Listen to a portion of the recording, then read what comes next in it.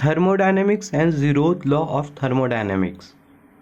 Thermodynamic system कोई भी चीज़ जो ये हमारे कंसिडरेशन में हो उसको हम लोग बेसिकली बोलते हैं system. Anything which are kept in consideration is called system. For example assume कर लेते, अगर हम लोग डील कर रहे हो रेसिस्टेंस से, कैपेसिटेंस से या फिर इंडक्टेंस से, तो उस केस में जो सिस्टम होता है उसको हम लोग बोलते हैं इलेक्ट्रिकल सिस्टम। सिमिलरली अगर हम लोग मैकेनिकल सिस्टम के बारे में बात करें, अगर हम लोग फिजिकल एलिमेंट्स से डील कर रहे हो, फिजिकल पार्ट्स या फिर मैकेनिकल पार्ट्स से अगर डील कर रहे हो, तो उस केस में जो सिस्टम होगा वो होगा मैकेनिकल सिस्टम।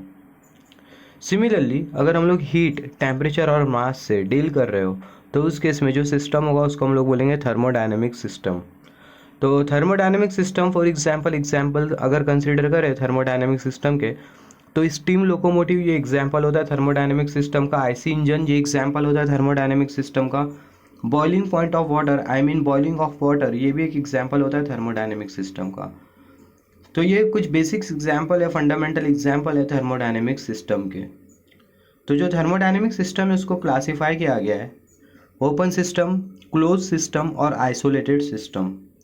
तो सबसे पहला सिस्टम के बारे में हमें समझ में आ गया सिस्टम का मतलब क्या होता है, थर्मोडायनेमिक सिस्टम का मतलब क्या होता है। तो अभी अगर हम लोग सराउंडिंग के बारे में बात करें, सराउंडिंग का मतलब everything external to this system is surrounding. वो सब चीज़ें जो कि थर्मोडायनेमिक सिस्टम में इंक्लूड ना हो रही हो, या फिर वो सब चीज़ें जो कि थर्मोडायनेमिक सिस्टम में ना आ रही हो, वो तमाम चीज़ों को हम लोग बोलते हैं सराउंडिंग।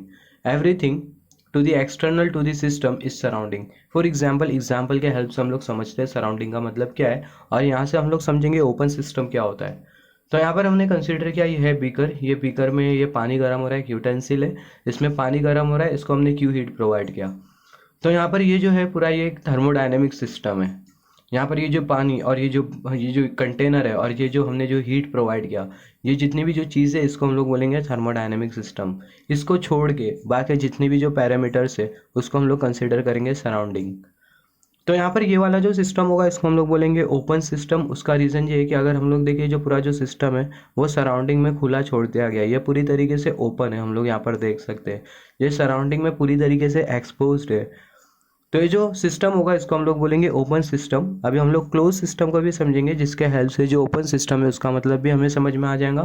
तो यहाँ पर ये वाला जो सिस्टम है इसको हम लोग बोलेंगे open system. Similarly close system किसको बोलते हैं, तो यहाँ पर हमने कंसिडर किया ये है pressure cooker. Just for an example, ये प्रेशर कुकर में हमने कंसिडर किया कुछ है गैस मॉलिक्यूल, और ये जो प्रेशर कुकर है वो पूरी तरीके से क्लोज्ड है। और यहाँ पर ये जो प्रेशर कुकर है इसको हमने क्यू हीट प्रोवाइड किया, जिसके वजह से जो गैस मॉलिक्यूल है उसकी एनर्जी में इंक्रीमेंट होगा, हीट एनर्जी इंक्रीज करेगी, हैंस इसके टेम्परेचर में इंक्रीमेंट होगा, काइनेटिक एनर्जी इंक्रीज करेगी। जो काइनेटिक एनर्जी होती है वो translational motion of the molecules की वजह से क्रिएट होती है, rotational motion of the molecules की वजह से क्रिएट होती है, vibrational motion of the molecules की वजह से क्रिएट होती है, जिसके बारे में हम लोग आगे डिस्कस करेंगे। और साथ ही साथ हम लोग पोटेंशियल एनर्जी भी कंसिडर करते हैं। जब ये गैस मॉलिक्यूल्स का कलीजन होता है तो उस केस में हम लोग एज्यूम करते हैं पोटेंशियल एनर्जी। तो जो काइनेटिक एनर्जी और जो पोटेंशियल एनर्जी दोनों का जो सम होता है उसको हम लोग बोलते हैं सिस्टम की इंटरनल एनर्जी। तो इसके बारे में हम लोग बाद में डिस्कस करेंगे। तो यहाँ पर अगर हम लोग देखें ये जो गैस मॉलिक्यूल और ये जो प्रेशर कुकर और ये जो क्यू हीट है, ये जितनी भी जो चीज़ है इसको हम लोग बोलेंगे थर्मोडायनेमिक सिस्टम। बाकी की जितनी भी जो चीज़ें होगी उसको हम लोग बोलेंगे सराउंडिंग। तो यहाँ पर ये जो थर्मोडायनेमिक सिस्टम है वो क्लोज सिस्टम है, हम लोग देख सकते हैं पूरी तरीके से क्लोज्ड है। ऊपर ये जो कुकर, प्रेशर कुकर है उसका कैप लगा हुआ है। तो जो थर्मोडायनेमिक सिस्टम है वो पूरी तरीके से क्लोज्ड है, तो ऐसे सिस्टम को हम लोग बोलते हैं क्लोज्ड सिस्टम। सिमिलरली बाउंड्री का मतलब क्या होता है, thermodynamic system and surrounding are separated by an envelope is called boundary of a system. तो जो थर्मोडायनेमिक सिस्टम और जो सराउंडिंग होते हैं वो एक लेयर से सेपरेटेड होते हैं, या फिर एक पार्टीशन से सेपरेटेड होते हैं, या फिर एक एनवेलप से सेपरेटेड होते हैं, उसी को ही हम लोग बोलते हैं बाउंड्री। तो यही कॉन्सेप्ट में हमें बहुत हद तक क्लियर हो जाएगा कि बाउंड्री का मतलब क्या है। सिमिलरली आइसोलेटेड सिस्टम किसको बोलते हैं, आइसोलेटेड सिस्टम वो सिस्टम होता है, हमने डिस्कस किया क्लोज सिस्टम के बारे में, ओपन सिस्टम के बारे में। आइसोलेटेड सिस्टम किसको बोलते हैं, तो जो आइसोलेटेड सिस्टम होता है वो सिस्टम होता है जिसका सराउंडिंग के साथ हीट इंटरेक्शन बिल्कुल भी नहीं होता। मतलब जो आइसोलेटेड सिस्टम होता है वो सराउंडिंग को ना ही हीट देता है ना ही सराउंडिंग से हीट लेता है। तो ऐसे सिस्टम को हम लोग बोलते हैं isolated system. Isolated system has no interaction with surrounding. For example हमें पता है थर्मोफ्लास्क क्या होता है, जिसको हम लोग बेसिकली बोलते हैं थर्मस।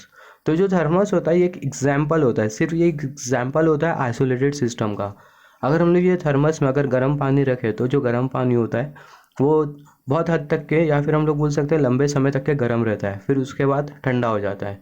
तो ये जो थर्मोफ्लास्क होता है वो गर्म पानी को लंबे समय तक के गर्म रखने की टेंडेंसी रखता है।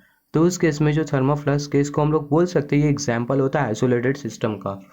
तो अगर हम लोग कोई दूसरे यूटेंसिल में अगर हम लोग ये गर्म पानी को रखें तो जो गर्म पानी होगा वो ठंडा हो जाएगा। अगर हम लोग वाटर बॉटल में रखते हैं गर्म पानी को तो जो गर्म पानी होता है वो थोड़े टाइम के बाद ठंडा हो जाता है।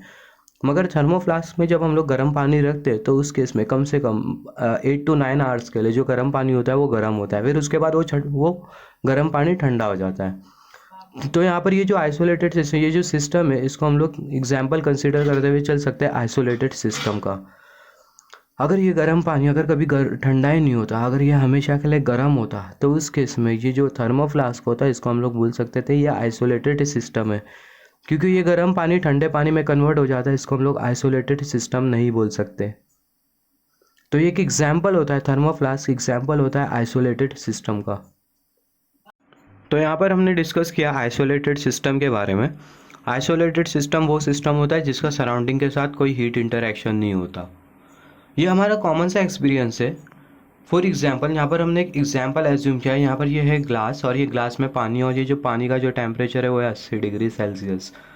अगर हम लोग देखें, अगर हम लोग ये गर्म पानी को, अगर हम लोग ये जो गर्म पानी का जो गिलास है अगर इसको हम लोग नॉर्मल टेम्परेचर के वाटर में रखते, रूम टेम्परेचर के वाटर में रखते, तो उस केस में जो गर्म पानी होता है वो ठंडा हो जाता है थोड़े टाइम के बाद। मगर अगर हम लोग ये गर्म पानी के गिलास को अगर हम लोग ठंडे पानी में रखें या फिर बर्फ़ के पानी में रखें तो उस केस में जो गर्म पानी होता है बहुत जल्दी से ठंडा हो जाता है। ये हमारा कॉमन सा एक्सपीरियंस होता है। मैं क्या बोला, अगर हम लोग ये जो गर्म पानी, अगर ये गर्म पानी को अगर हम लोग नॉर्मल टेम्परेचर के वाटर में रखें तो ये गर्म पानी ठंडा होने के लिए थोड़ा टाइम लेता है। मगर अगर हम लोग ये सेम पानी को अगर हम लोग बर्फ़ के पानी में रखते हैं तो उस केस में ये जो गर्म पानी होता है बहुत जल्दी से ठंडा हो जाता है। तो उसका रीज़न क्या होता है, यहाँ पर हमने एग्जांपल एज्यूम किया है जो गर्म पानी है उसको हमने रखा ठंडे पानी में जिसका जो टेम्परेचर है -1 डिग्री सेल्सियस। तो जो गर्म पानी होगा कम टाइम में ठंडा हो जाएगा, या फिर हम लोग बोल सकते हैं जल्दी से जल्दी ये ठंडा हो जाएगा। तो इसका रीज़न क्या होता है, तो इसका जो रीज़न होता है बहुत सिंपल होता है कि जो हीट का जो फ्लो होता है हमेशा सबसे पहला हायर टेम्परेचर से लोअर टेम्परेचर की तरफ होता है।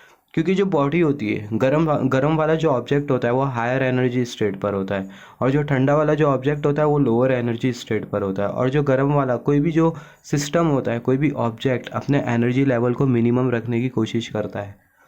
तो उस केस में जैसे कि मैंने बोला कोई भी ऑब्जेक्ट अपने एनर्जी लेवल को मिनिमम रखने की कोशिश करता है। तो यहाँ पर ये वाला ऑब्जेक्ट, इसका जो टेम्परेचर है वो बहुत कम है और इसका जो टेम्परेचर है ज़्यादा है। मान लेते हैं इसका टेम्परेचर है T1, इसका जो टेम्परेचर है T2। तो जो T1 टेम्परेचर है वो T2 टेम्परेचर के कंपैरिजन में ज़्यादा है। तो उस केस में जो हीट का जो फ्लो होगा वो हायर टेम्परेचर बॉडी से लोअर टेम्परेचर बॉडी की तरफ होगा। और जो हीट का जो फ्लो रेट होगा वो डिपेंड करेगा टेम्परेचर डिफरेंस के ऊपर। अगर ये दोनों बॉडी के बीच का अगर टेम्परेचर डिफरेंस अगर बहुत ज़्यादा होता है, फॉर एग्जांपल ये वाली बॉडी अगर बहुत गर्म होती है और ये वाली बॉडी अगर बहुत ठंडी होती है, तो उस केस में जो हीट का जो फ्लो रेट होगा बहुत ज़्यादा से ज़्यादा होगा, और जो गर्म वाली बॉडी होगी, गर्म वाला ऑब्जेक्ट है, जल्दी से जल्दी ठंडा होगा, और जो ठंडा वाला जो ऑब्जेक्ट होगा वो जल्दी से जल्दी गर्म होगा। तो अगर हम लोग देखें, heat transfer will take place, और अगर हीट का जो ट्रांसफ़र होगा वो होगा हायर टेम्परेचर बॉडी से लोअर टेम्परेचर बॉडी की तरफ। और ये जो हीट का जो फ्लो होगा वो तब तक के होते रहेगा जब तक कि ये दोनों बॉडी के बीच का जो टेम्परेचर है, दोनों के बीच में डिफरेंस होता है।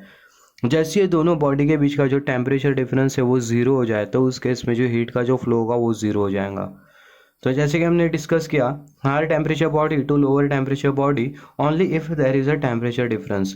फॉर एग्जांपल यहाँ पर हमने एग्जांपल एज्यूम किया, यहाँ पर ये वाली बॉडी T टेम्परेचर पे और यहाँ पर ये वाला जो ऑब्जेक्ट है वो भी T टेम्परेचर पे। तो अगर हम लोग देखें दोनों का जो टेम्परेचर है वो सेम है, इसका भी T टेम्परेचर है, इसका भी T टेम्परेचर है, तो यहाँ पर कोई टेम्परेचर डिफरेंस नहीं है। तो अगर टेम्परेचर डिफरेंस नहीं होता है तो उस केस में हीट का फ्लो ज़ीरो होता है, हीट फ्लो नहीं कर पाएंगी, कोई दोनों ऑब्जेक्ट के बीच में हीट इंटरेक्शन नहीं हो पाएगा। और ऐसे स्टेट में जो सिस्टम होता है उसको हम लोग बोलते हैं थर्मल इक्विलिब्रियम। यहाँ पर ये वाला भी जो सिस्टम है और ये वाला भी जो सिस्टम है इसको हम लोग बोल सकते हैं थर्मल इक्विलिब्रियम, क्योंकि दोनों का जो टेम्परेचर है वो सेम है, हैंस हीट का जो फ्लो है वो ज़ीरो है। तो यहाँ पर अगर हम लोग देखें no heat transfer system is under thermal equilibrium. अगर हीट का ट्रांसफर नहीं होता है तो उस केस में जो सिस्टम होता है वो थर्मल इक्विलिब्रियम में होता है। जीरोथ लॉ ऑफ थर्मोडायनेमिक्स हमें ये बोलता है, यहाँ पर हमने सिस्टम ए कंसीडर किया और यहाँ पर ये सिस्टम बी कंसीडर किया है। कोई भी थर्मोडायनेमिक सिस्टम को डिफाइन करने के लिए हमें चाहिए होता है थर्मोडायनेमिक पैरामीटर। थर्मोडायनेमिक पैरामीटर मतलब फंडामेंटल लेवल पर जो थर्मोडायनेमिक पैरामीटर होता है उसको हम लोग कंसीडर करते हैं वॉल्यूम, प्रेशर और टेम्परेचर। हालांकि बहुत से ऐसे पैरामीटर्स होते हैं जिसको हमें कंसीडर करना होता है थर्मोडायनेमिक सिस्टम को डिफाइन करने के लिए, जैसे कि हो गया एंथैल्पी, एंट्रोपी, इंटरनल एनर्जी। मगर फंडामेंटल लेवल पर या फिर इनिशियल स्टेट पर, इनिशियली जब हम लोग थर्मोडायनेमिक्स सीखते हैं तो उस केस में जो थर्मोडायनेमिक पैरामीटर होता है वो होता है वॉल्यूम, प्रेशर और टेम्परेचर। तो अगर हमारे पास ये तीन अगर पैरामीटर्स है तो उस केस में हम लोग कोई भी थर्मोडायनेमिक सिस्टम को डिफाइन कर सकते हैं। तो यहाँ पर ये है सिस्टम ए और यहाँ पर ये है सिस्टम बी। जो सिस्टम ए है उसका जो वॉल्यूम है वो है V1 और जो प्रेशर है वो है P1 और जो टेम्परेचर है वो है T1। और यहाँ पर ये सिस्टम बी, इसका जो वॉल्यूम है वो है V2, प्रेशर है P2 और जो टेम्परेचर है वो है T2। और यहाँ पर ये दोनों जो सिस्टम है वो एक बाउंड्री से सेपरेटेड है, जैसे कि हमने यहाँ पर डिस्कस किया था। ये दोनों सिस्टम एक बाउंड्री से सेपरेटेड है या फिर हम लोग बोल सकते हैं एक वॉल से सेपरेटेड है। तो अगर हम लोग ये वॉल के अगर फीचर्स के बारे में बात करें, ऐसा नहीं है कि वॉल कनेक्ट करने पर ये दोनों सिस्टम के बीच में हीट इंटरेक्शन ना हो। यहाँ से हीट यहाँ पर नहीं फ्लो कर पाएंगी और यहाँ से हीट यहाँ पर नहीं फ्लो कर पाएंगी ये बाउंड्री लगाने पर। ये बाउंड्री लगाने के बाद भी या फिर हम लोग बोल सकते हैं बाउंड्री कनेक्ट करने के बाद भी हीट का फ्लो हो सकता है ये सिस्टम ए और सिस्टम बी के बीच में और सिस्टम बी और सिस्टम ए के बीच में। अगर उसके बाद भी अगर हीट का फ्लो नहीं हो रहा है सिस्टम ए और सिस्टम बी के बीच, सिस्टम बी और सिस्टम ए के बीच, तो उस केस में ये पूरा जो सिस्टम होगा वो थर्मल इक्विलिब्रियम में होगा। इसका सिंपल मतलब ये है कि जो सिस्टम ए होगा वो भी टी टेम्परेचर में होगा और जो सिस्टम बी होगा वो भी टी टेम्परेचर में होगा, जैसे कि हमने यहाँ पर थोड़े टाइम पहले डिस्कस किया था। यहाँ पर एक और एक सिस्टम कंसीडर कर लेते हैं जिसको हमने कंसीडर किया सिस्टम सी, और ये जो सिस्टम सी है इसका भी जो टेम्परेचर होगा वो होगा टी। तो यहाँ पर हम लोग बोल सकते हैं अगर ये तीनों सिस्टम का अगर टेम्परेचर सेम होता है तो जो तीनों जो सिस्टम होगा वो थर्मल इक्विलिब्रियम में होगा। तो हम लोग बोल सकते हैं जीरोथ लॉ ऑफ थर्मोडायनेमिक्स के हिसाब से अगर ये सिस्टम बी और सिस्टम सी अगर थर्मल इक्विलिब्रियम में होता है और सिस्टम ए और सिस्टम सी भी अगर थर्मल इक्विलिब्रियम में होता है तो उस केस में जो सिस्टम ए और जो सिस्टम बी होगा वो भी थर्मल इक्विलिब्रियम में होगा। अगर सिस्टम बी और सिस्टम सी थर्मल इक्विलिब्रियम में, सिस्टम ए सिस्टम सी भी अगर थर्मल इक्विलिब्रियम में, तो उस केस में सिस्टम ए और सिस्टम बी भी थर्मल इक्विलिब्रियम में होगा। और इसी को ही हम लोग बोलते हैं जीरोथ लॉ ऑफ थर्मोडायनेमिक्स।